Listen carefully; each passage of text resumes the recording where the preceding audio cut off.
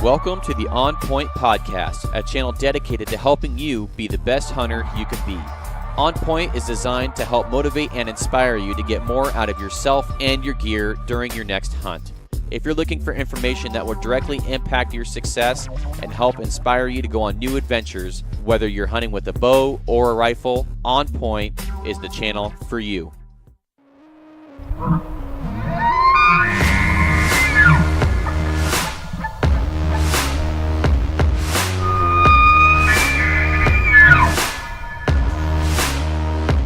Hey everyone, welcome to this week's episode of the podcast where I sit down with Royce Chambers from the Bow Hike podcast and we go over how to build a YouTube channel. Now, I don't have a huge YouTube channel, but I have been building one for a few years now. It is monetized. I'm making money on YouTube, and I really wanted to answer a lot of questions that I get when it comes to YouTube. We're floating just under 3,000 subscribers, which isn't a lot, but it isn't a few. It's definitely enough to be monetized. And we get about 40 to 60,000 views a month on YouTube. And so there's some things that I've learned, and I've also really dug deep into researching on how to be successful on YouTube. And I wanted to share that with our viewers and our listeners. And the reason I say viewers and listeners is because this one is a little bit different style. We did a YouTube live and an Instagram live while we recorded the podcast. So there's a few breaks. There's a few answering questions and a few more rabbit holes than usual. But I edited the podcast to try and make it flow better and definitely get rid of some of those interruptions. So guys that are listening without the video, it'll be a better listen for you. So if you don't like this style, message me, let me know. Be happy to keep the live content away from the podcast content because it's really two different styles there. And then also, if you did like it, let me know because I'll keep doing these. So it's for your guys' listening needs, whatever you guys want. But this is definitely the first live one that we did, answering questions throughout the podcast. So hopefully you guys like it. I had a really good time enjoying it. I go over, how much I make for the size channel that I have. I'm very transparent. I don't care if people know. It's not a lot, but it's definitely nothing to wipe your nose at. So if you're thinking about starting a YouTube channel, you're definitely going to want to take a look at this. If you're wanting to learn how to make money, you're definitely going to want to listen to this. And if you have any questions, as always, please get a hold of me. Be happy to help you out. So I'll see you at the end of the episode, guys. Bye. Me too. So this is going to be an episode on YouTube, on growing YouTube, and it is going to be the Bow Hike / On Point collaboration podcast. And so for those that are watching on there, hopefully you can hear me all right. We are going to be answering questions on YouTube. I'm actually going to be doing an episode.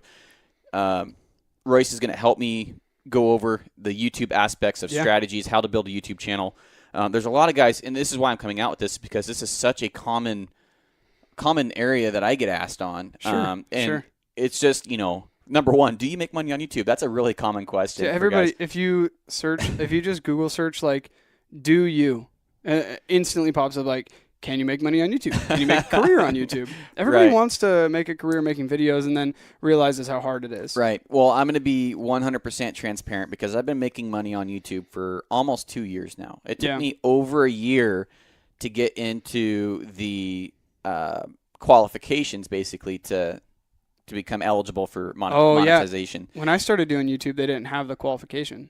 No, they didn't. No, you just clicked monetize and you made money. Right. I was making money almost. I would say I was almost in qualification almost immediately, but I didn't start monetizing until I figured out, hey, I can make money with this. Yeah. You had to click the little money button. Yeah, I probably lost $400 because I didn't click. I only have 30 people that actually are subscribed to me on YouTube. But they're very loyal. They are loyal. I got most of my subscribers with my bear hunting video. Oh, did you? Yeah. There you go. So let's go over YouTube and why did you start your channel? Oh, I can't remember. It was I was a young buck, man. 8 or 9 years ago. Was it that long? I think so. I got a shotgun and I want to do a gun review because I thought gun reviews are cool. Mm-hmm. So I BS'd my way through a gun review and slapped my gun a few times and looked it over, and that's still my most viewed video. Actually, I have a really popular one. I compared the Ruger Precision Rifle Gen 1 versus the Gen 2 because I had both of them. Oh yeah. At that time I did, and then I sold my 308 and went with the 6.5 Gen 2. That was a really popular video. You went the 6.5 Camry. That's what we're calling it. The Camry? Yeah. Why is that? It's serviceable. There's nothing sexy about it. It's just there, and it works good, and It is, and I'll tell you, I actually shoot better with my 6.5 Creedmoor than I did my 308. But do you load though? I do not load. Yeah, I so shoot that's why. SSTs. Yeah. And ELDs. What are the 129? The 129s. Yeah. And then out of the 308, I think it's like a 150, 155. Yeah. For guys that are still joining on here, if you have questions on YouTube, how to grow a channel, how to become eligible for monetization, we're eventually going to be getting into that. But if you have a question, go ahead and throw it on the screen here, and then I'll be sure to get it answered throughout the podcast. I got to apologize in advance to the On Point podcast listeners that are gonna hear this, because I'm the least filtered podcast. I think. We got any questions yet? What's your qualification to get paid on YouTube? That is a great question. So let's start digging into this thing. We're starting to get some questions with YouTube censoring more content. Does that present any challenges for you guys? That's a great question as well. These are great questions. Censored. So let's go over. Let's just straight up answer that question by Pacific Giants there. For qualifications? The qualifications. Yes. So the monetization changed last year. It used to be, it doesn't really matter what it used to be.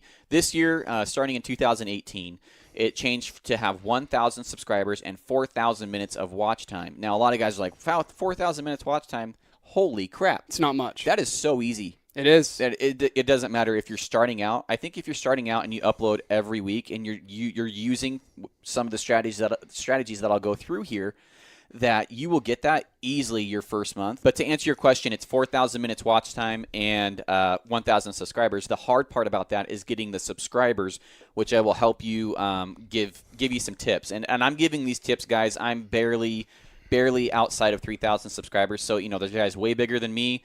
There's guys that are way smaller than me that have been doing it for longer. I have my own journey. I'm growing at my own rate. Sure. But there are some things. Is this live on YouTube? No, this should be live on YouTube. Can you but do it's that? not. Yeah, you can. You can do YouTube live videos. 4,000 minutes, not hours. Yeah, excuse me. 4,000 minutes. I thought I said hours or minutes. I thought you did too. Oh, yeah, 4,000 minutes. 4,000 minutes, which is super easy. Here's how I started my channel. Not to talk about myself, but maybe some guys can relate to this. Is I started my channel. I got a new bow. And a little cocky, a little arrogant, didn't care about helping people at this time. This is like a few years ago. And I'm like, I'm going to show everybody how far I can shoot this new bow. So we had 2 cell phones, a phone scope. I had my Halon 6 at the time. And basically, I set up a target at 150 yards, and I put like 4 out of 5 arrows right there in the face. It's still on YouTube. You can go check it out. And then I'm like talking about, hey, that's pretty good. I like to get 5 out of 5, but that's pretty good. Yeah. And uploaded it, brand new bow. Granted, it was a brand new bow, so guys are looking for that, and I'll get into why I did that. And I was like, I'm just going to show off, and people can see how good I am.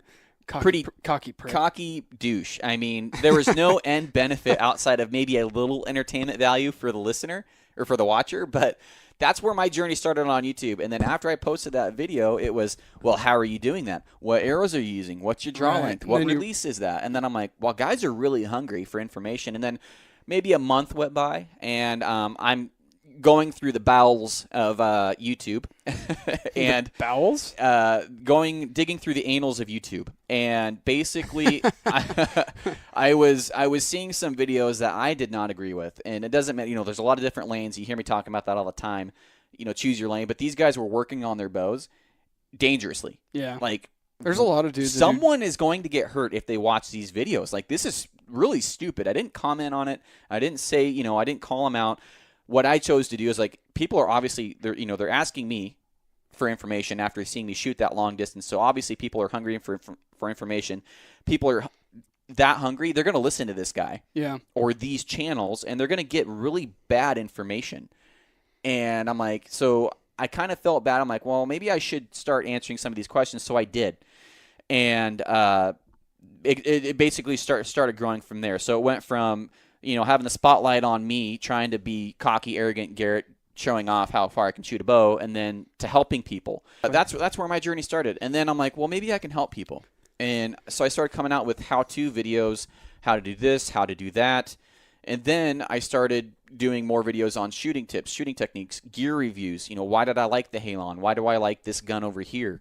A lot of you guys may not know I'm huge into long range, but I haven't been for about 2 years because I chose bows. So I still have all the long range stuff in my gun safe there and downstairs. But I choose both. See, I wanted to be really good at something. Yeah, I'm not really good at it. I want to be mediocre at a lot of things. Yeah, see, you can do that, but you got to choose. If you want to be really exceptional at something, you're not going to be a professional baseball player and a professional football player and a professional basketball player. You can. Ask Michael Jordan how it worked out. Fishing videos, no fishing videos. There's no fishing videos. To the podcast listeners, sorry, we're doing a live Instagram, so we're getting a lot of questions popping up as we're doing this live video. Yeah. So some of those we're answering. I know it sounds like we're rambling, but no fishing videos. Also, Pacific Giants, what's up, man? He said he's got 400 subscribers. Dude, that's killer. Yeah, that's super pretty sweet. Good. You're not too far away from the monetization. So I think we should get into the nitty gritty of the podcast. The nitty gritty. Let's cut the live video so that we can focus on the podcast, you think? Okay, we got a couple more questions I want to answer on this thing real quick, and then we'll cut it off. I'm being an assoul. You said it. I'm getting sidetracked. Yeah, he's trying to cut you guys out of here. I'm fighting for you. I'm getting distracted. I'm like a squirrel. So, well, let me finish this point I was going to make real quick. So I started with the selfishness, and then I started doing the let's help people. But long story short, selfishness, Garrett, to helping people, Garrett, and then what I did to grow my channel fast, because I was all about getting views, right? I was only looking at the view count. Didn't really care about the subscribers. I wanted the views. Sure. And so I started leveraging products that were on the market that were really hot, that people were looking for. Now, not looking for on YouTube, Googling, right? So if you Google search something, type in Hoyt RX1 or Hoyt RX1 review on Google. Look who pops up. This guy, like 3 or 4 times, right? Look up Matthews Halon 6 review, or look up whatever bow you want that I've done reviews on. I should pull up because I've done the right things to get the stuff on there. The tags, the description, the title, the thumbnail. That's how I started growing. So I leveraged really popular products that were out there on the market, and then I started uploading maybe twice a month. Sure. And that's how it started to grow. And then I averaged about 100 subscribers a month, and it took me a little over a year. That's pretty good. I think actually it took me 2 years to get to 1,000. No, 1,000. It did. It took me 2 years to get to 1,000. And then at the beginning of this year, I was at 1,200. And then now I'm close to 3,000. Dude, you owe that all to RX1 versus Realm. That video, yeah, the RX1 versus the Triax, which I call the Mini Halon. People hate me for it. It's a Mini Halon. It is a Mini Halon. And then you got the Realm. And that video has gotten close to 200,000 views, and I've made over $700 on that one video, and I will go over that as well. But so I have 28. I got 28. Just a solid 28 subscribers over the past 9 years. But you got one video that did like 80,000 views. Yeah. Yeah. So my bear hunting film only has 218. So if you guys, I will say, if you're going into it trying to make money, there's nothing wrong with that. But I do feel that your intentions may prevent you from having that genuine, interaction with your subscribers, with your base, with all of that. And I feel like that might handicap you. If you have the right mindset and you're going about it, that you're just going to create content, I don't care who watches, because I was creating videos not knowing if anybody would listen or care. I create videos all the time that don't do as good as I thought. My favorite video that I've ever uploaded was me doing the blue wildebeest hunt. Yeah. In Namibia, and I was so excited. Like, finally, I got my first hunting video up. And granted, it was crap footage. It was on a YouTube, or it was on a GoPro. It was crap footage. You could barely see anything. But I was so proud of it because that was a dream of mine. I think it only got 1,500 views. That's it. And so you never know really what your platform will bring you. I didn't go into this thing to make money, but now I'm making it into a business. I'm building it, and that's what we're going to get into right now. Yeah. Let's just keep the thing rolling, because guys aren't asking as many questions. They're just giving me thumbs up. So yeah, let's just keep you guys rolling on. Just here. Mad thumbs up. So so let's get into some questions here. The one, the Pacific Giants, we answered his. What was the next one after that? It was, how's the censored content affecting you? How's the censored content? Censored content doesn't really affect me at all. Here's why. It's because I'm not posting a lot of videos of firearms, and I'm not posting, a lot of videos on killing animals, because my channel's centered right around gear reviews, bow shooting, stuff like that. Sure. Luckily, I suck at getting hunts on film. So I haven't really had the chance to get censored. If I was going to get censored, it would have been on the gutless method video that I did, showing you guys how to get the tenderloins out, the gutless method, and that never got censored. So is it something that we need to be aware of and be worried about? Abso-freaking-lutely. YouTube is a corporation. They can censor whatever they want. We don't have rights on YouTube, pretty much. It is a private company that will do what it wants. If they don't want you talking about something, they will take you down. I don't know if the bear hunting film that I made, I don't know if that one's going to make it very long. I don't know because, I mean, it has a shot on film. Yeah. There's a gun shooting. It's a bear. Multiple times. It's a bear. Which is a no-no. What does Ranella call him? I have no idea. I think something charismatic megafauna. I think he calls them. So it's something that people like have this strange connection to as bears. And I put up that bear hunting video, and I've got a couple like regular, like good comments from people I know, about the video. But I was a little worried about it because there was no trophy photo. There was like a little glimpse of blood in there, but the one thing that I wanted to make sure that was in there was getting all the meat off that bear. Yeah, that's important to me. I had a time-lapse video of the gutless method on that bear, and I love that because I think it's super important for people. If you make a video, and one of my friends at work told me she's not a hunter. She buys meat at the store. Yeah, I've given her some meat. You know, but she told me this was the one, like she could watch that video and not be a hunter, and it didn't bother her. Yeah. So to me, that was like the most rewarding part. That's a win for sure. Yeah. But there is technically what's classified as sensitive content is in that video. Look at Instagram. Yeah. I'm more worried about Instagram than I am YouTube because they are completely, and I'm going to give a company a shout out here that I've gone to Go Wild. I was going to say Go Wild. I love Go Wild. If you guys are worried about censored content, go on to Go Wild. It's a great app. It's something that's still getting off the ground, but they have some really big things coming. And it's like a Instagram meets Facebook for hunters. Yeah, it's super so awesome. cool. It's free to use. Autopsies are quite useful and quite UT unfriendly. Are they calling them autopsies? Yeah, okay. Probably. But basically, am I worried about the censorship? No, because I'm not really in that profile. I do know guys that have hunting channels that are much bigger than mine. Yeah. And they do get stuff pulled down every once in a while, and it is fight. You can re-upload it.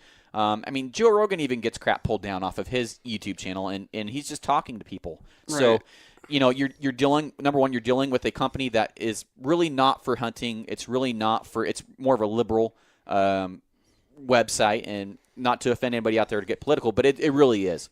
And so you just have to be willing to deal with that. Right, but politics aside, there's just people, what is it, 96% of people? Or yeah, about 96, 97% of people out there don't, that eat meat. Yeah. I don't know the actual number of percentage of hunters, but a lot of people don't know where it comes from, right? In the United States, you have 97, and I've said this on a podcast. We're actually going to do a complete podcast on this subject. Is about 97% of the world eats meat, depending on what website you look at, right? We have to rely on the statistics from websites. And about 13%, at least in America, hunt.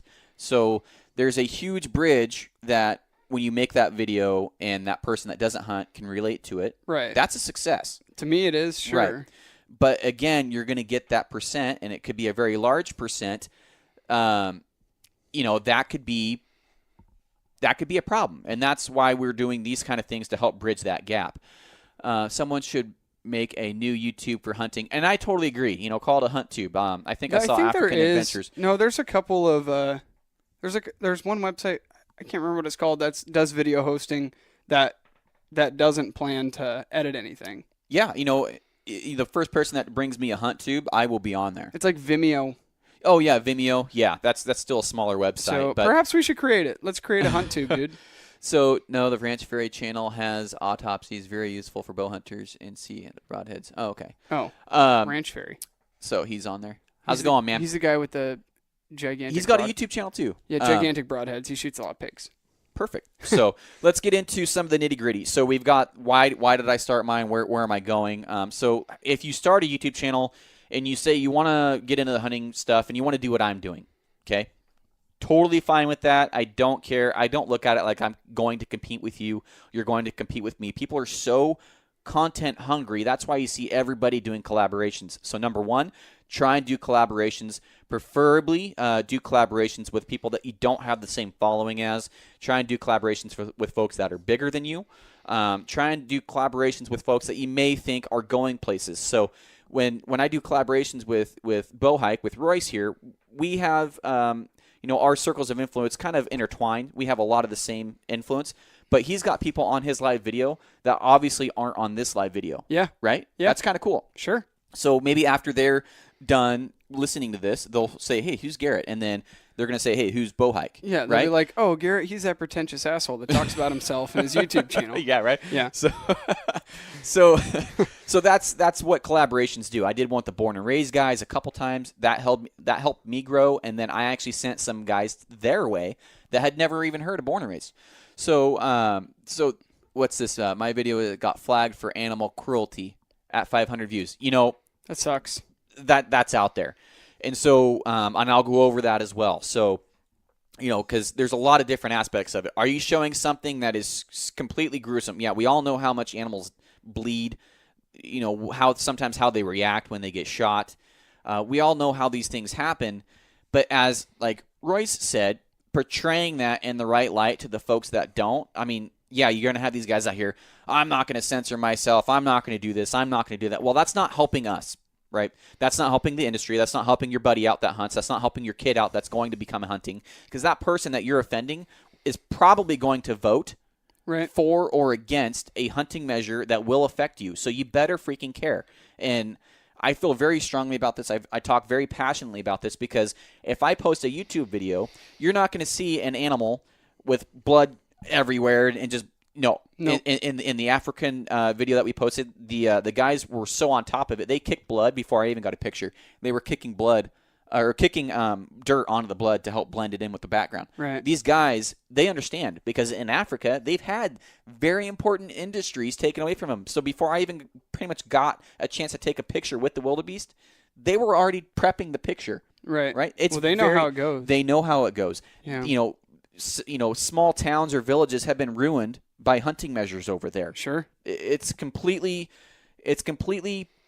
short-sighted to say I don't care, I'm going to post it anyways. You got to weigh. First of all, why are you posting it? Second of all, is it going to get the intended goal? Right, but everybody has to realize too, and somebody was talking about it the other day, I watched a video, you got to remember, like, no matter what, YouTube, Instagram, Facebook, and not to jump on the soapbox, because we've each done it on our podcast multiple times. Not to jump on the soapbox and preach about it, but every single one of you following this video, more than likely hunts, post pictures of their animals that they harvest. Mm-hmm. We're all there. We're all ambassadors. We all, if somebody just goes on, say you hashtag it with deer hunting, and somebody that's against deer hunting goes on and searches up, a deer hunting hashtag. Well, Next thing they find is a headshot at deer. Like, what's that? What does that say about the community as a whole? Like, look at these guys. Right. My least favorite picture in the entire universe, and to each your own. This is just my opinion. Mm-hmm. I'm a pretty reserved dude when it comes to my pictures and stuff. Mm-hmm.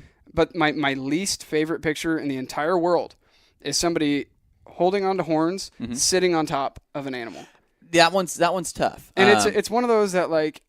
A lot of people do it that way, and it doesn't seem to bother a lot of people. Yeah. But to me, I'll never do that. It's not that I comment on somebody's and say, "Hey, you're an asshole. You posted a picture sitting on top of an animal, but you got blood on the front of your pant leg, and you're sitting on top of a critter holding onto his antlers and his tongue's hanging out of his mouth. Yeah, it just doesn't look good. Well, I harp on cut the tongue off. Just cut it off. Just be done with it. Oh, how easy it is to cut it off? Well, and eat it. Oh, my grandpa used to cut the tongues off. You know what he used to call what he makes? He used to make sandwiches out of the tongue. Oh, yeah. He used to call it ass liquor sandwiches. But cut the tongue off, and I harp on this. And my wife even called me out on that deer photo that I posted this year because the tongue was partially hanging out. Yeah, I don't like it. And she's like, "You freaking hypocrite." I'm like, "Stop. And then so we actually photoshopped the tongue out. Yeah. Then posted it. And so, do I shoot 100%? No, sometimes I may forget certain things, or maybe I don't get all the blood. But at least be conscious of it, and at least try and make an effort. That's all I can say. Yeah, I agree. I agree. So let's get back into the YouTube here. So yeah, censorship, it is a big deal. I think if you have a channel that has a lot of sensitive content, like if you're just, I don't know. I think if you take it out of hunting and just put it to like TV. Yeah.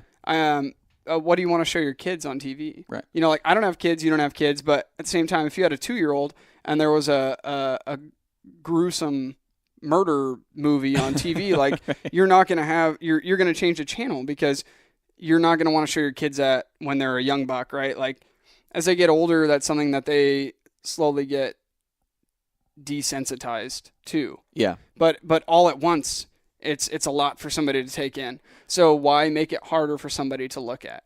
I agree, and it all comes back, you're worried about censorship, but then you're not worried about what you're putting out there. So, you got to base it off of how do you feel. You have to base it off of, what is your end goal. If you're trying to make money on YouTube, you're going to have to create stuff that YouTube's okay with. Period. I mean, that's really what it comes down to. So let's move on to building a channel. So let's say that you started a channel, right? And now you're creating videos. And let's say that I'm going to be doing gear reviews. Okay, let's just say that I'm starting over again. What did I do? I already told you guys. So I'm using the latest hot products that are out on the market, and we're using gear reviews for an example. The latest hot topics that are out. So I call this season bow season, obviously, but I also call it new bow season because most of the new bows come out, and I make most of my money right now on YouTube. I showed you on one video, and I'm being completely transparent. I'm not trying to brag, okay? This is just what I make. Guys make a lot more than me, so if you think I'm trying to brag, then you're missing the point. I'm just being transparent and sharing real-world numbers with you. I've got one video that I did last year where I compared the Triax, the Realm, and the RX-1. Yep. Since I came out with that video, I've made probably close to $800 on it. Yeah, I think it was $7 something. $7 something. And that took about an hour worth of work. Mm-hmm. Was I going to shoot those bows anyways? You bet your butt I was going to shoot those bows anyways. I'm one of those guys that loves bows. I shoot the new bow every year, and now I have a reason to go shoot those bows every year. And when I'm there, I'm going to record it. So I'm planning out my YouTube content to correlate to what people are going to be searching for and being time sensitive on that. As soon as those bows got into the shop, guess what? I got a phone call. Yeah. I said, Garrett, the new bows are here. Set up to 28 inches for you. Here you go. Yeah. You guys got to start building that intent prior to having your videos come out in order to get these views. So here in November, you're going to bet your butt that I'm going to have a Hoyt video out. The primes come out a little bit later, but you're going to have all these videos. And granted, I'm limited to what I can get here locally. But what are more products? Maybe the Garmin X0. And granted, this is taking money to go out and buy these things. Yeah. And that's why I haven't done a review because I don't have $1,000 laying around. Dude, that's taking a lot of money. Yeah, $1,000 or about $1,000 for that site. You can't even use it here. You can't even use it here legally. No. So the next big thing that I'm going to be doing would be like mechanical broadheads, right? We're going to be talking about mechanical broadheads. Maybe what a good arrow setup would be. Are they going to be useful in Oregon? I think at the coast it's going to be hit and miss because you have a lot of vegetation that can get a pre-open on your broadhead. Yeah. That's coming from a guy with not much experience, but a little bit of testing. And I shot through limbs this year that I think a mechanical would have opened up on. Yeah. And I deliberately punched it and cut off limbs to get to that bull. I mean, I don't know if it's really hard to say. Would a mechanical have done that? I don't know. But these are videos that guys will be looking for. I just did a kind of a clickbaity video, Rage Trypan versus aluminum plate or something like that. Yeah. And just searching the word Rage Trypan versus, that should pull up that video. Right. And so that leads me into my next area. So how do you get a YouTube video to show up in the suggested videos? Right. Mm-hmm. So have you guys, have you ever had, I bet your video probably showed up in the suggested videos. If it got 80,000 views. It did. Yeah. If you searched up Winchester or something. Yeah. It would pull up under popular videos. So how do you come out with a video? Well, when you're coming out with a video, you film it. Now, if you're making a 15-minute long video out of a 10-minute long video, you're wasting people's time. 30% of that video is a waste of time. Now, you don't get paid for, well, kind of. You get paid for people watching through an ad. Yeah. You get paid through bumper ads, which are before, after. You have ones that can be running during. But you get paid for if they watch a certain amount of the ad, that's when you get paid. So here are things when you're creating a video. If it's being too clickbaity, what's a clickbaity video? A clickbaity video is an awesome thumbnail. So the thumbnail is what pulls up when you're searching through YouTube and you see all the video pictures and then there's the description off to the right. Right. Those are thumbnails. Now, if you see a really good thumbnail that catches your attention, like that last one I did, the Rage Trypan video, you saw, okay, going back to marketing, what are really popular colors to market with? Well, it's red, it's yellow, white. Those are really popular. Look at McDonald's. Yeah, bright colors. Look at McDonald's. Look at Subway. Sure. Look at all these companies that are using these colors. So what did I put in there? I put red, yellow, and white. Oh, this should make you feel bad. Your wife is watching my live video, not yours. Oh, dang. Oh, I bet she did that on purpose. That's a burn. Oh, man. She would do that on purpose. Yeah, she would. So being really clickbaity, that, catching your eye. Thanks, babe. Catching your eye on that video thumbnail is clickbaity, but also having a really juicy title. Rage Broadheads blew up on me. Yeah. That's a really juicy title. What the heck happened? Sure. Why is this guy pissed off enough to post a video? Why is Garrett posting? That's clickbait. So if you have a clickbaity videos, your view count will go up. Maybe your monetization won't go up or won't come quick, because if you have a more clickbaity video, your audience retention, your view retention, which is how long people actually watch a video for, will go down. You are penalized for that, basically. Right? So what YouTube would recognize is that, hey, we have a really popular video that's getting clicked on, but no one's watching it. Like, they're clicking on and off because it's BS. It's stupid. Sure. You're getting rickrolled. So, yeah, you're getting rickrolled. So what they're going to do is they're not going to suggest that. So audience retention and watch time are some of the biggest factors that go into suggested videos, that go into your monetization, that go into growing your YouTube channel. So when you have somebody like, let's say Garrett posting RX-1 Turbo, and I'm getting 2,000-3,000 views the first week, but I have a really good audience retention where I'm getting 60-70% retention. Yeah, that's really good. That's really good. I don't know what I'm getting. I'm just pulling that number out of my butt. Sure. But that is really good retention. Yeah. Now, what's a good click-through rate? And what is a click-through rate? Because we're going over thumbnails and how to post a video. A click-through rate is versus an impression. So all those folks that are seeing those videos come down, right, and then you're seeing which one you want to watch, those are impressions. So every time somebody scrolls through and doesn't click on it, that's an impression because they saw that thumbnail, right? But they didn't click on it. So that's an impression. What is a click-through rate? A click-through rate is for when they see your video, then you have that impression, and then they actually basically click on your video and watch it. What's my impression rate? Mine's 5.6. A good impression rate is 3 to 10%, 12% if you got a guy that really, really, really has the click-through rate down. But again, 5.6% shows me that I'm not being clickbaity, but I'm also keeping my viewers, which is why I make more than the average guy my size. I'll make probably close to 2,000 this year. Yeah. Okay. Probably pretty close to $2,000 on YouTube this year. I make about an average of 100. Actually, I'll make way over 2,000 this year, but I make about $150 a month on average on YouTube, and that is with about 60,000 views a month. I think. Let me check here real quick. Well, that's pretty good. This month I've only got 41,000 views, but on a good month, on these months coming up where I get those click videos where guys are researching new bows and looking at a lot of stuff, I'll probably get close to 100,000 views a month or more. And my which is perfect timing because the months that you get paid the most on YouTube are, October, November, December, January, and then it takes a nosedive.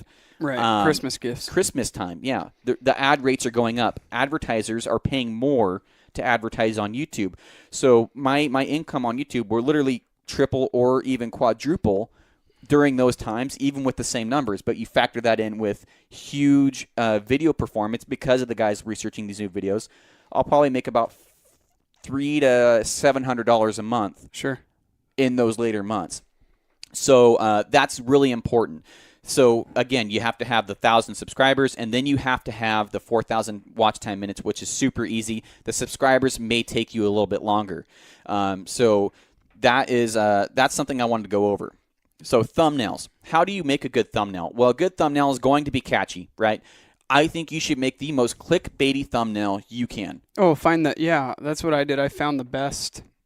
I mean, like on all my videos, I've just found the best looking, like what appeals to me, because I figure most of the people that are watching these videos we're similar in, you know, what we want to watch on YouTube. So like my bear hunting video, I found the best thumbnail shot when I've got the bear in the phone scope in the corner of the screen and me behind my rifle, because the guy goes, oh, okay, something's gonna happen. Something's gonna happen. Yeah. So they click it. So like, you kind of feel like you're playing people, but at the same time, you're not, because it's in the video. That's part of the game. At some point, that's going to be there. What I consider a shitty clickbait is like, I can't remember what it was. It was like some arrow comparison or something, but there was like a picture of Cameron Hanes' face on it. I'm sure you've seen the video. I don't know. There's like a thumbnail of Cameron Hanes' face. And it's like a 16th of a second in the middle of that video. They like flash a picture of Cameron Hanes. So then they used it as their screen thing, and it's got like millions of views. Why? Because it says like arrow comparison. It's got a picture of Cameron Hanes. So all these people are assuming now that like Cameron Hanes is doing this arrow comparison. When they click on it, and it's just this douche doing an arrow comparison. And if you're listening, it was a douche move. Yeah.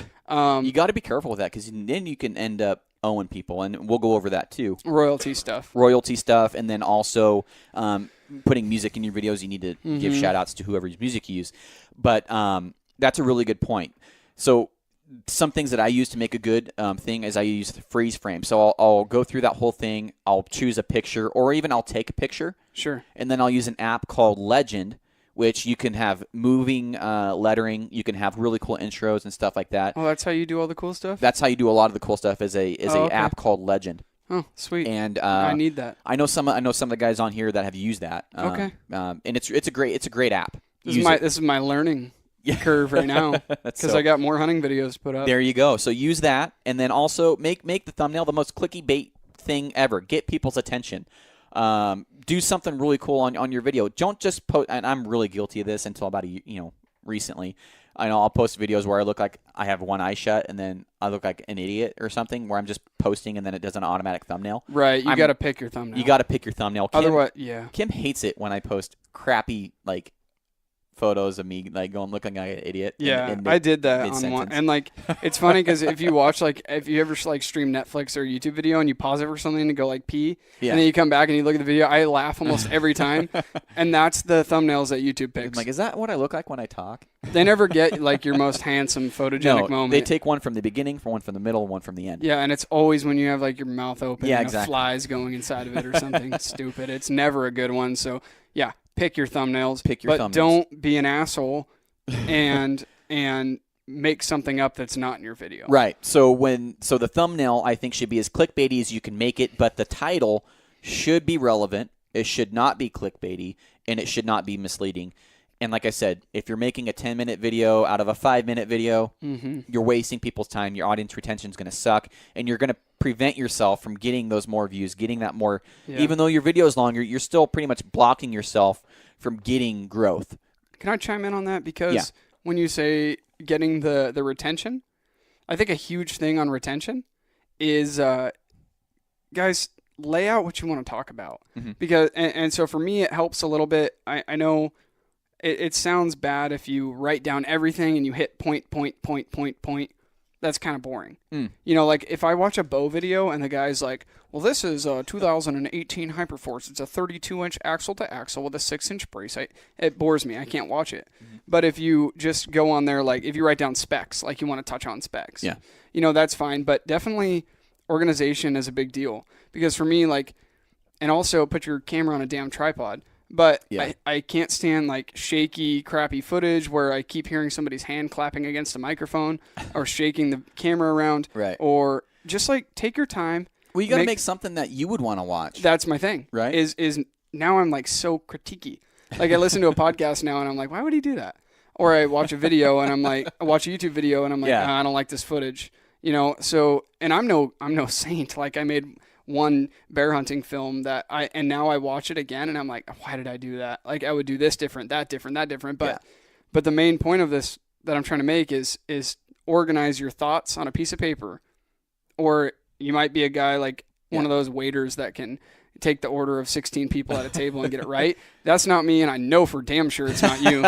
No. Garrett will forget where his car keys are if they're in his hand. This is true, but I did get through that video today. We recorded a YouTube video before we recorded this, and I remembered 5 things. It's because you drink pre-workout. That I did drink some pre-workout. I was proud of you. I was all hopped up on pre-workout. But just lay out your thoughts in a way that you can remember what you want to talk about, and then elaborate off it. Don't write like, Hoyt Bow, and then write a paragraph of exactly what you're going to say. But just say, I want to touch on this point, and I want to touch on this point. You don't have to do them in order. You don't have to overthink what you're going to talk about. Just make sure you hit all the points that you would want to know if you were researching something. Yeah. So like on a broadhead, you want to know edge retention, flight, weight, tolerances, durability, all that. So those are all things you want to touch on. You don't necessarily need to touch on them in a specific order. Right. You don't need to touch on all the dimensions because somebody could click on the broadhead on the website and find the dimensions. Right. It's not a one-stop shop for everything. If you watch my YouTube videos on bows, you're not going to tell me, or you're not going to see me say, go buy this bow. Right. I don't say that, and I hate going over things that people can see in the owner's manual or just by going onto the manufacturers. So what I do is I do real-world speed tests, and I love the content, though. Thanks. Thanks, man. So I want real world results. Guys are shooting IBOs. I don't give a crap about IBO. I give a crap about IBO retention.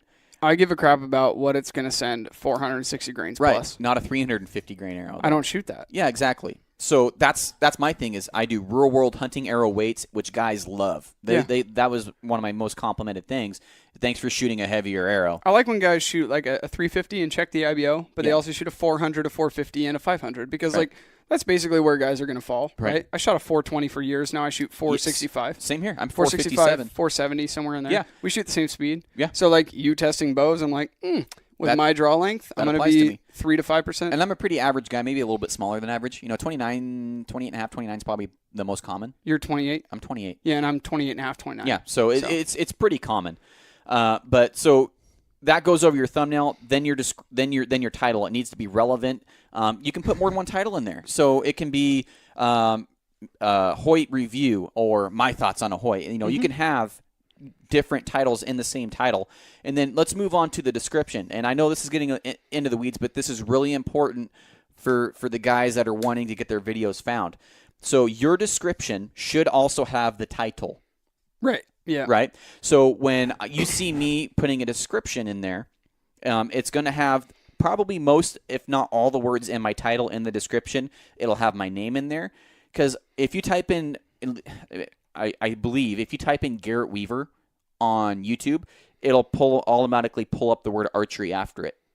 Oh, okay. Because that's what people are searching for. So the predictive searches, that's what the most common searches are for. So guess what I started doing? Just putting Garrett Weaver archery. I started putting Garrett Weaver archery in the tags. So if you're wanting to see, if you're doing a video on something, you can either Google search it or YouTube search it or do both. See what the predictive searches are. See what the most popular searches are.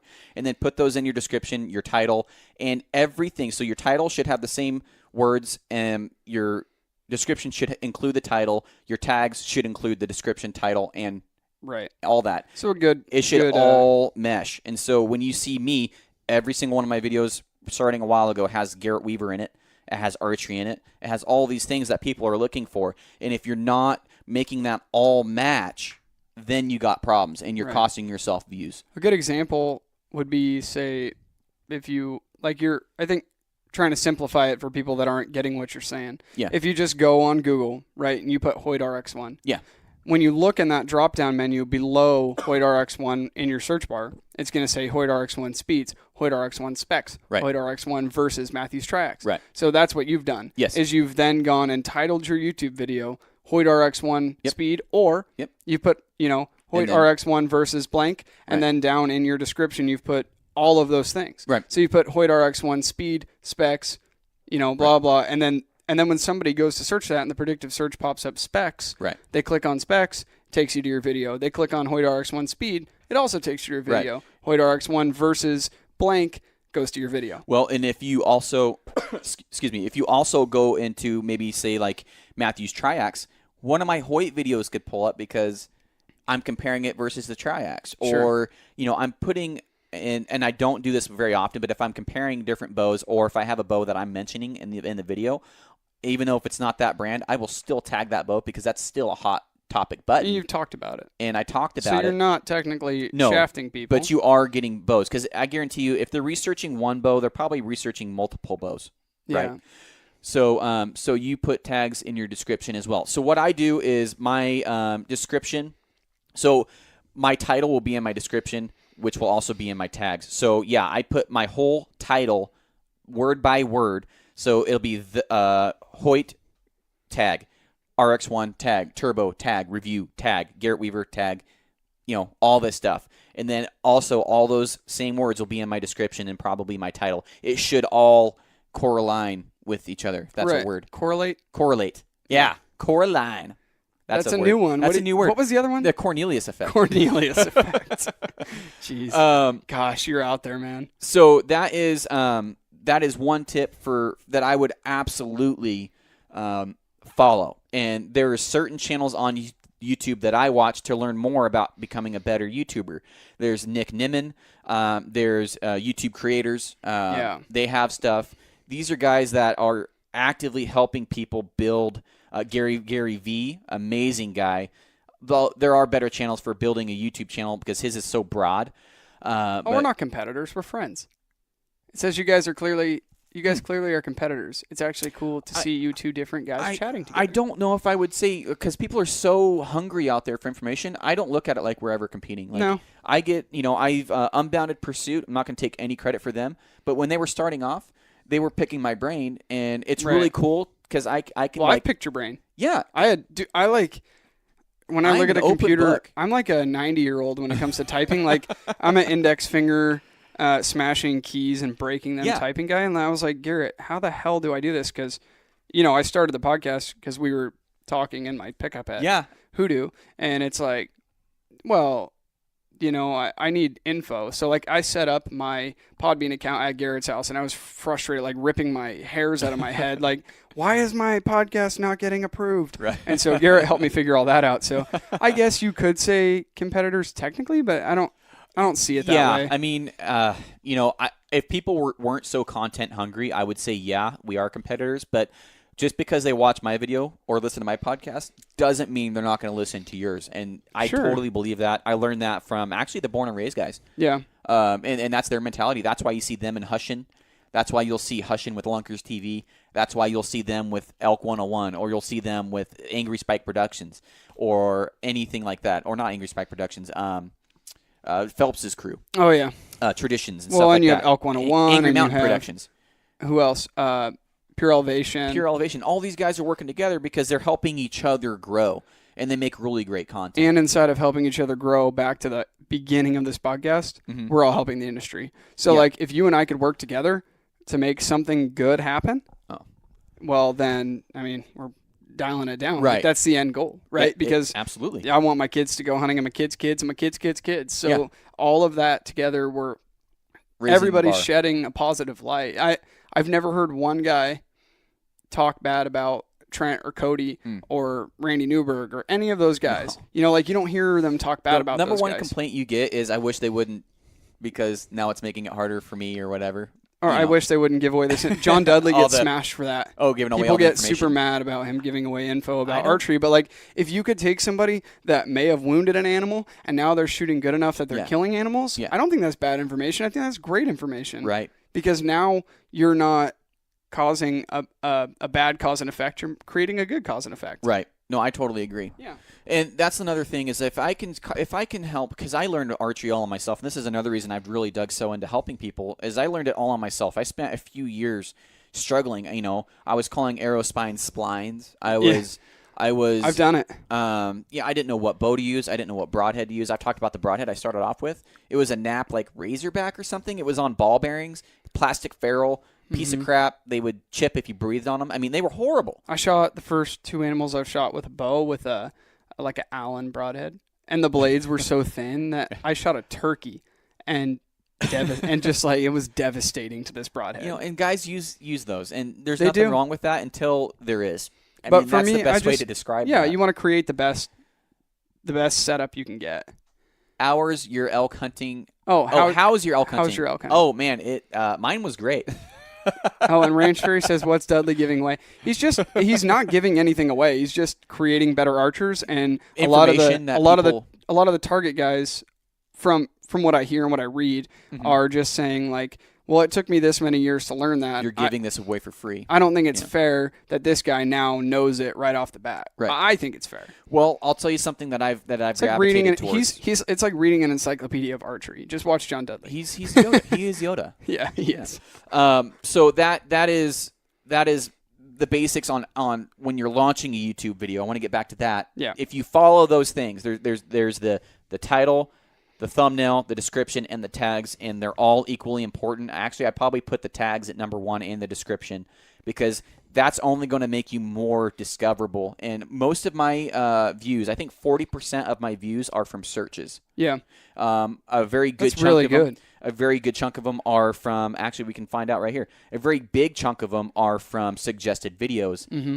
And that's why suggested videos are so important, is that you can really jumpstart your channel by getting those suggested videos, because I'm going to be going through those videos before I search something. Yeah, I don't know how you use YouTube, but a lot of video. Well, before I knew you as a friend, I think the first video I ever watched that was yours was the laser test video of the Halon 6 and the Prime Synergy. That is one of my most hated videos. Really? Yeah. Yeah, because I was pointless. I was looking at getting a Prime. And I think I was just searching up like Prime Synergy review or something, and then little do you know, this ding dong in his garage has a laser taped to the front of his bow, and he's like drawing it back against a wall. And yeah.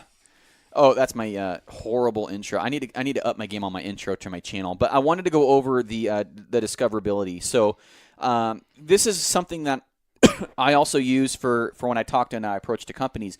When you start a YouTube channel, do you have to have a video editor? No, you do not have to have a video editor. YouTube has a pretty darn good video editor on there that you can use. You just upload your video on pretty much straight on to YouTube. Yeah. They've got music you can use. You do need to follow the rules there. Be very careful. If you use somebody's video, it'll say free to monetize your video. Just click the link in the description or put the link in the description. But you don't have to have a bunch of money to do this. Number one. You could have if you have a cell phone. Yeah, my first video, which was one of my most popular ones, and it still gets thousands of views, is the shooting 150 yards video. Yeah. The one where I'm just showing off being a douche. That was prior to KZI News 9. iMovie is great on your iPhone. It is, yeah. And then we got another one. I believe that it's very possible that two small YouTube channels can really help each other in this industry. And I totally believe that. 100%. I've been told by guys that are much bigger than me in the industry that if you want to grow, collaborate. And that is going to be one of your tickets to growing is collaboration. Mm-hmm. And that's why having you on the show, having Sage on the show. These guys, Sage from Chasing Moby, we give him a freaking shout out. You want to go watch a guy that's putting out some premium content? Oh my gosh. Who's not really, he's still, I'd say under the carpet. Like give it a couple of years. This guy's going to be huge. Yeah. Absolute killer, which he doesn't care about, that. Mm-mm. He cares about making very, very intimate hunting videos that anybody can watch, not just a hunter. Yeah. So check out Sage Davis, Chasing Moby, and it's exactly how it sounds. And great guy. Watch his content on there. And actually, we each have a podcast with him, so listen to those. He's been on the podcast, and he's a great guy. He is. So let's see, what is that? While you're looking for that, on a computer, it can be daunting. Yes, it can be daunting to edit videos, but whatever editor you're using, there's a 90% chance that there's a video of how to use it on YouTube. And you can really find out a lot of information. I mean, the basics of editing is keep your camera running and clip out what you don't want in it. Right. Because really a lot of these things that we do that are extra on the videos, the slow-mo and the time lapses and the music and the voiceovers and all that, totally not necessary. It's just things that you start to do more as you progress, because with anything, you're always challenging yourself. You get a bow, you shoot it at 20 yards. Eventually that gets boring and you shoot it at 30 and 40 and 50 and 80 and 100 because you want to continue to get better. So it's the same thing with your films, is that you're going to start at square one, and you're gonna not have for me at least, you don't have, you got your cell phone with the front facing camera. It's all pixelated. You got a video, no audio. Yeah. You upload it directly from your phone, and then you watch it a year later, and you're like, man, I'm a douche. So then you just like, and you shouldn't think yourself that way, but you start. You got to start somewhere. Yeah, you start. I started at 0, just like you did, just like Born and Raised, just like John Dudley. We all started at 0. What camera are you filming your hunts with? I'm using a Sony A6000. And I'm using not very good equipment, DSLRs, Nikon D33 and 3400, and I know I need to up my game. Oh, and now I have this Yi 4K camera that we're filming, a little action camera. Yeah. So those are my two. That's so I can a get sick a couple. little camera. It is sick. Couple angles and my cell phone. I use my cell phone all the time because it's so easy to just pop it up, record something, and then mash all the media together. It is. And put your clips together. But as far as it being daunting, you just got to do it, and you'll get better as it goes. But what do we got here for the anals? Yeah, so getting into the weeds here, where my traffic sources are coming from. And guys, if you have any questions about anything on YouTube, I don't care what people know. It's not like I'm letting sponsor information out. Not that I have any sponsors, but it's not like I have to keep the stuff private. It's completely 100% mine, and I can let it out to anybody. So my suggested videos from YouTube account for 40%. 40%. That's good. That is extremely good for suggested videos for that. So if I'm relying on suggested videos, I'm screwed if I don't have everything that we just went over, the thumbnail, the description, the title, the tags. Right. That's how you get, and that's why I harped on that so hard. It's because I knew I had a lot. I thought it was a little bit different than that, but 40% of my views come, and I got 63,000 minutes just in the last 28 days from suggested videos. Right. Then you have the YouTube search where they actually searched, 23%. Browse features, 16%.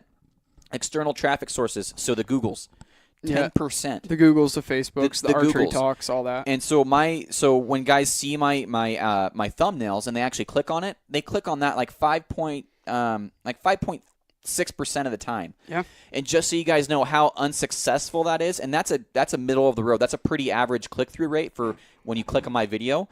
Out of 382,000 impressions, 382,000 impressions, 5.6% clicked on that, and that's pretty good. But if you can get that to where the 10% is, by upping your game on your like I said, your thumbnails, all that stuff, you're going to basically put out just a little bit more thought into the video, but you're doing the same amount of work. And when you're talking 382,000. Yeah. Imagine if that went to... But you add 1% to that. Add 1%, and you're making more. Do I know math? Double that. Put that at 10%. Wow, your numbers just skyrocketed, and now you're growing really quick on YouTube. Crazy fast. And that's what that has been my focus the last month. Has been my click-through rate, and I think about a month ago it's like 5.2. Yeah. So it's slowly going up as I get my thumbnail and my stuff on point. You get it all down. Hashtag on point. Hashtag on point. So, I can't. Never does bow hike just fall into words. You know, when I listen to people talk, how often on point is said? It's so often. It is so often. Almost as often as you say game changer. Game changers. Do you ever get discouraged? Oh, discouraged. Do you ever get discouraged by new YouTuber channels that surpass you? With horrible content? I was talking about somebody. Who put that? Do I know them? I had that same conversation with somebody the other day, and I'm like, this guy's putting out garbage. And he's 5 times bigger than me.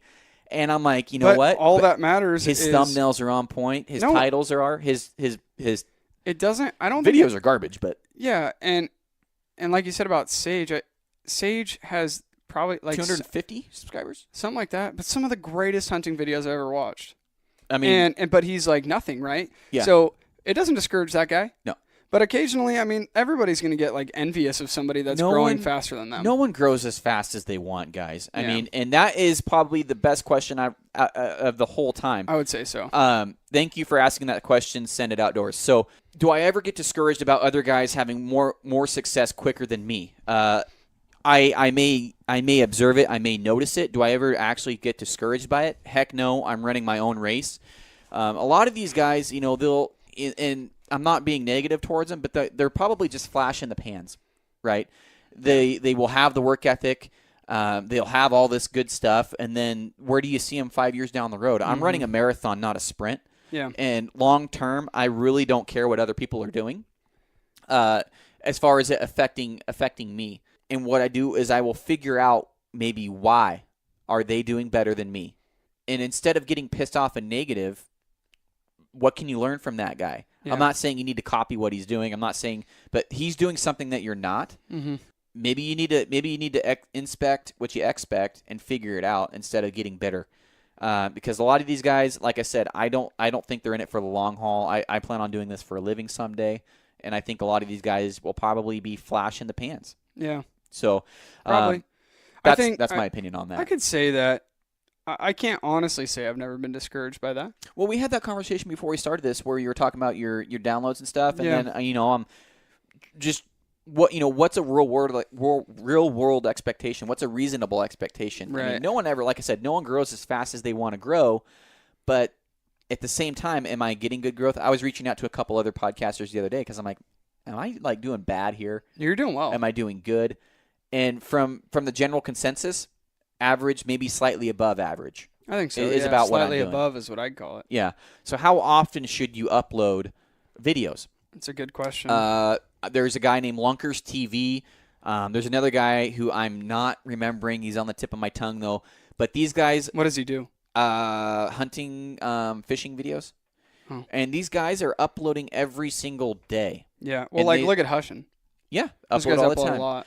And so, there's guys out there that say if you're not uploading every single day, you're being lazy. And and that's their mentality. So they upload every single day. They also do it for a living, though. Yeah.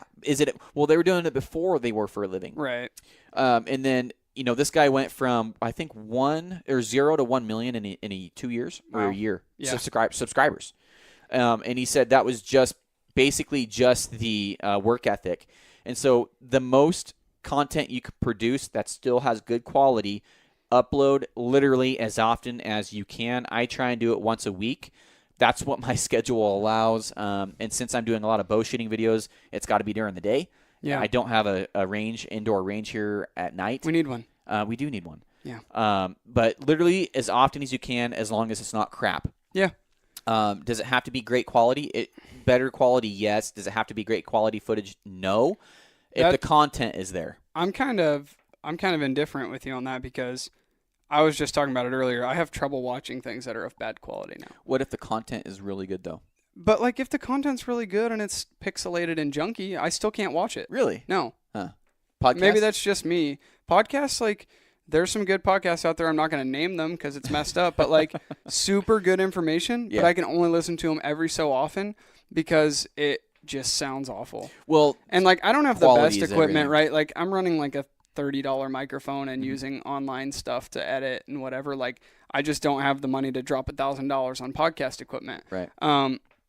But I think making the best out of what you have, right? Even with a cell phone, my cell phone will shoot just as good as my A6000 will. Good quality video. If not better. Yeah. But the interface isn't as easy to use as turning a dial on my camera to adjust the ISO or the white balance or anything, right? You have to do that on your phone. I got a tripod for my camera, and you got lenses and everything, and you can reach out further and stuff. So if I filmed the same thing on my phone and edited it, and I filmed the same thing on my camera and then edited that, I can say with 100% confidence that I personally am going to be more proud of the video I made with my camera because it's of higher quality. I could see that. So the more time I spend on a video, the more proud I am of it.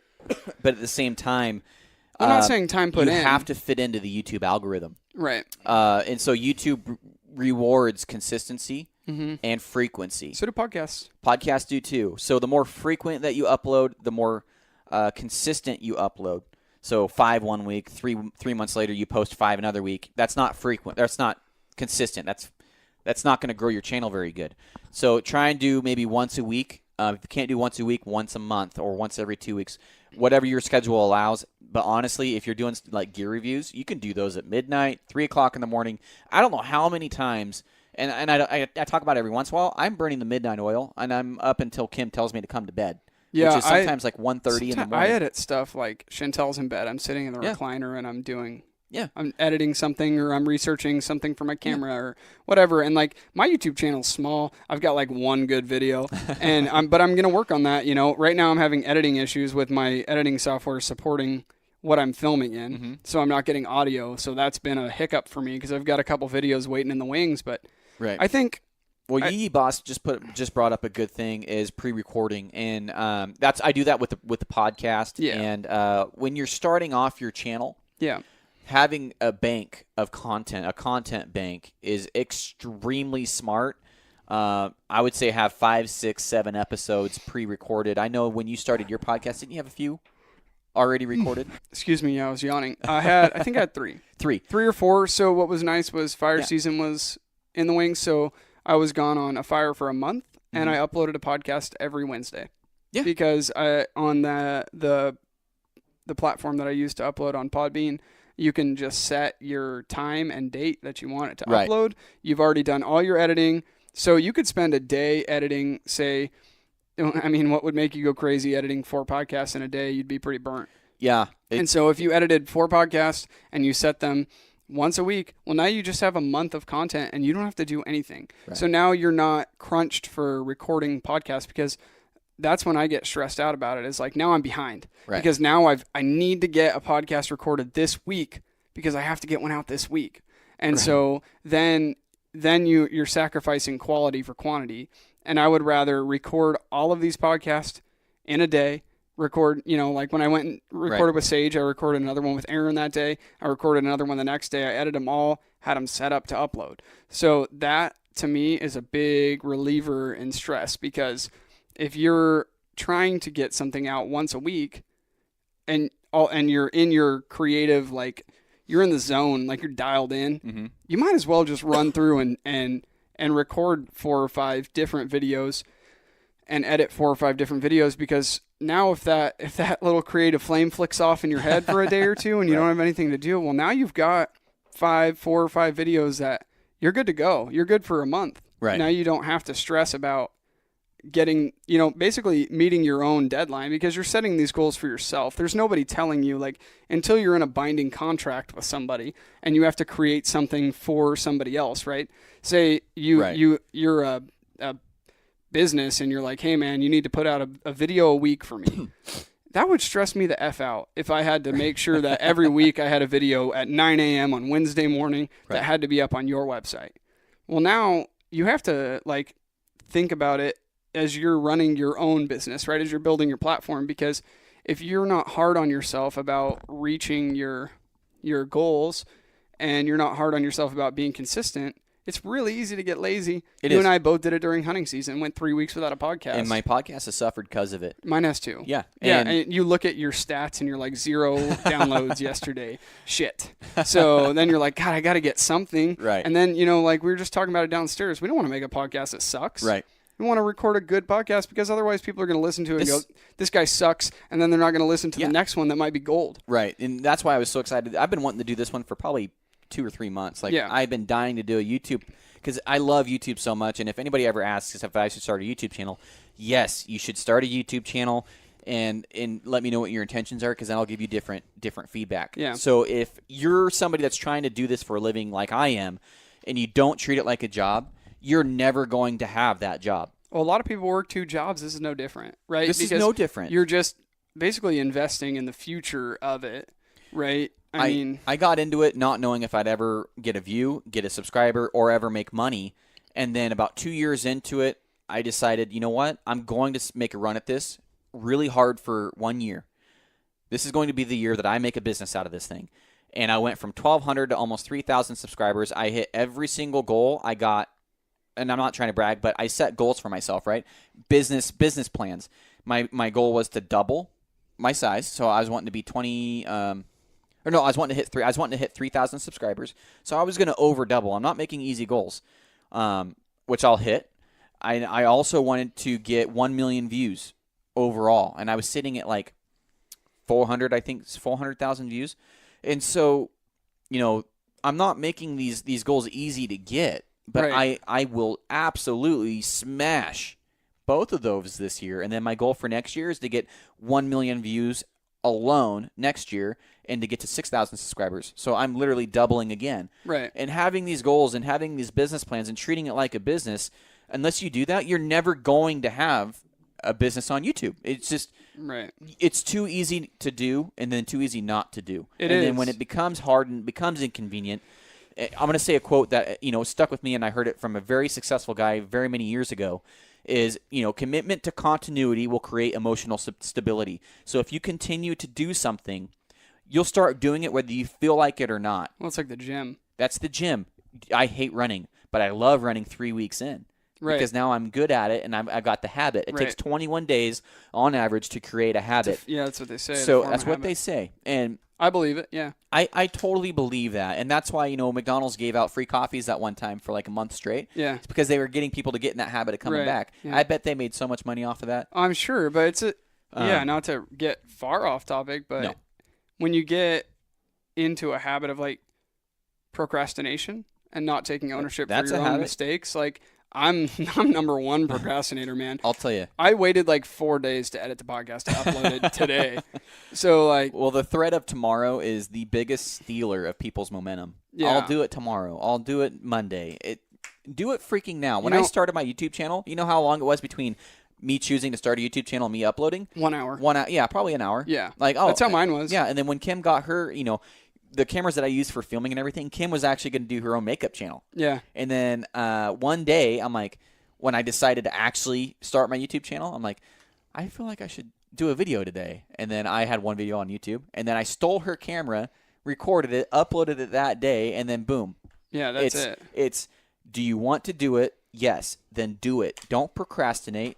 Don't wait for freaking Monday. Don't wait for tomorrow. Right. Do it.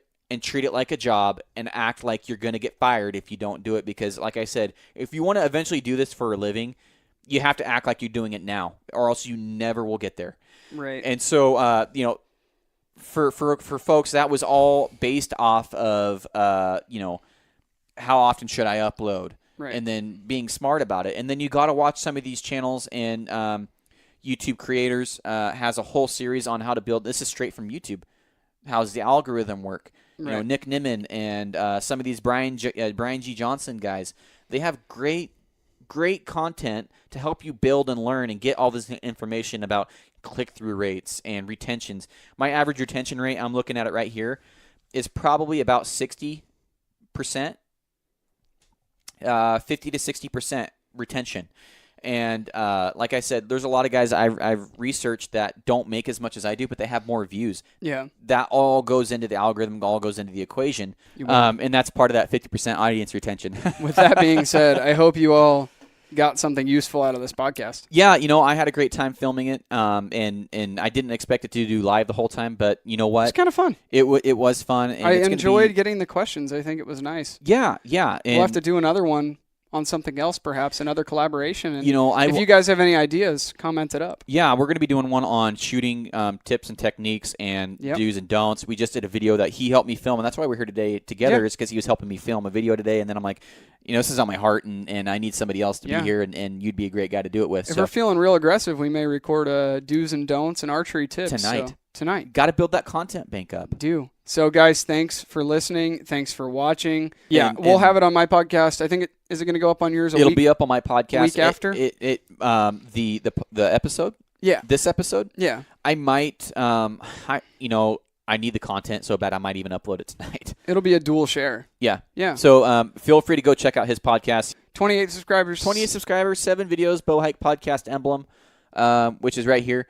And you guys probably can't tell what it is, but go on there, check it out. He's also uploading his podcast, and he's using Podbean as his provider. I got Podbean, iTunes, and Spotify. All right, guys. Well, thanks for listening. Until then, guys, we'll see you on the next one. Yep. Thanks, guys. Bye.